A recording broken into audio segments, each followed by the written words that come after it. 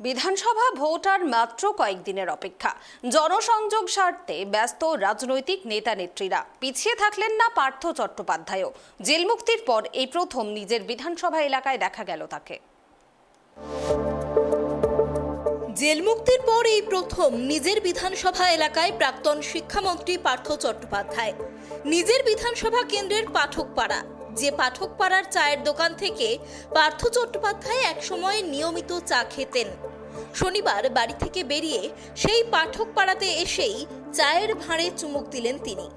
এলাকার মানুষজনের সঙ্গেও কথা বলতে দেখা গেল তাকে। পার্থ চট্টোপাধ্যায়কে দেখবার জন্য রাস্তায় ভিড় জমালেন তার অনুগতরা। সাংবাদিকদের মুখোমুখি হয়ে বর্ষিয়ার নেতা জানিয়েছেন, বেহালার মানুষের প্রতি তার দায়বদ্ধতা থেকেই এলাকায় এসেছেন তিনি। সেই সঙ্গে দল এবং মমতা বন্দ্যোপাধ্যায়ের প্রতি তার আনুগত্যের কথাও এদিন স্পষ্ট করলেন পার্থ। যতদিন পর্যন্ত না সেই আশাভঙ্গ হবে ততদিন পর্যন্ত পতাকা নিয়ে নিশ্চয়ই বসে থাকবে। একেবারে শেষ প্রশ্ন, আপনি সেই একই কথা, আনুগত্য, দলের পাশে আছেন, দল কি আপনার পাশে আছে? কে থাকলো না বড় কথা না, আমি তো আছি। আমি বেহালার মানুষ হিসেবে যাব, যে বেহালার মানুষ আমাকে পরিষদীয় রাজনীতিতে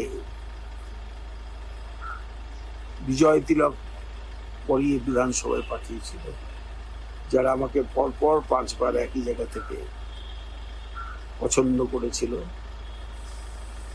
সেই মানুষের কাছেই যাব। আমি তো তাদের প্রতি দায়বদ্ধ, যারা আমার এখনো পর্যন্ত আড়ালে আবডালে কখনো সশরীরে এসে তাদের মনে দুঃখের কথা বলে, তাদের পাশে আমি আছি, নিশ্চয়ই থাকবো। তবে শুধু দলের কথা নয়, এদিন প্রাক্তন শিক্ষামন্ত্রীর মুখে উঠে এলো কর্মসংস্থানের গুরুত্বের কথাও। বললেন, ভাতার থেকে আগে কর্মসংস্থান। যদিও পার্থ চট্টোপাধ্যায়কে এই নিয়ে কটাক্ষ করেছেন সিপিআইএম কেন্দ্রীয় কমিটির সদস্য সুজন চক্রবর্তী। ভাতা দেওয়াটাই তো প্রথম নয়। এটা যে বলছেন যে ভাতা ভাতা করে চিৎকার করছেন, ভাতা দেওয়াটা এটা প্রথম নয়। ভাতা তো বামপন্থীরাও ভাতা দিয়েছে, নানাভাবে ভাতা দিয়েছে। বিজেপি গভর্নমেন্ট, কেন্দ্রীয় সরকার বা বিজেপি শাসিত রাজ্যেও ভাতা আছে। ভাতাটা একটা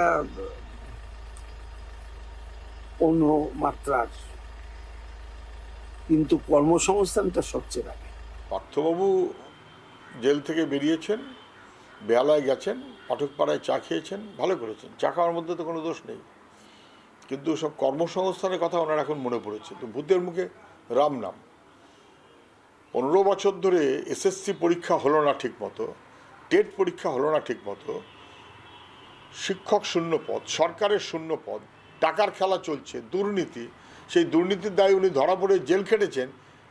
এখন 26,000 মাস্টারমশাই বাকিদের তো চাকরি দিতে পারলেন না, তাদের চাকরি খেয়ে নিয়ে, যোগ্যদের চাকরি খেয়ে নেবার পর এখন ওনার মনে পড়েছে কর্মসংস্থানের কথা, লোকেও হাসবে।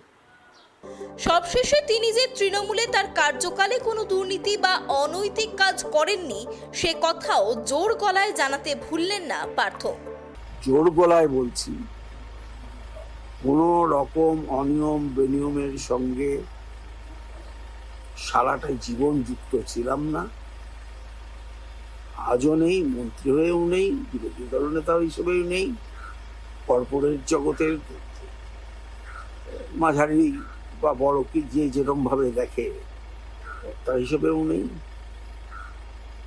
সুতরাং সমাজের যে একটা প্রতিষ্ঠিত জায়গা, তাকে ধাক্কা মেরে সরানোর যদি কেউ চেষ্টা করে, কালিমা লিপ্ত যদি করে, তাহলে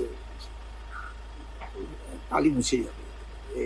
নির্বাচনের মুখে জেল মুক্তির পর এই প্রথম নিজের বিধানসভা এলাকায় দেখা গেল পার্থ চট্টোপাধ্যায়কে।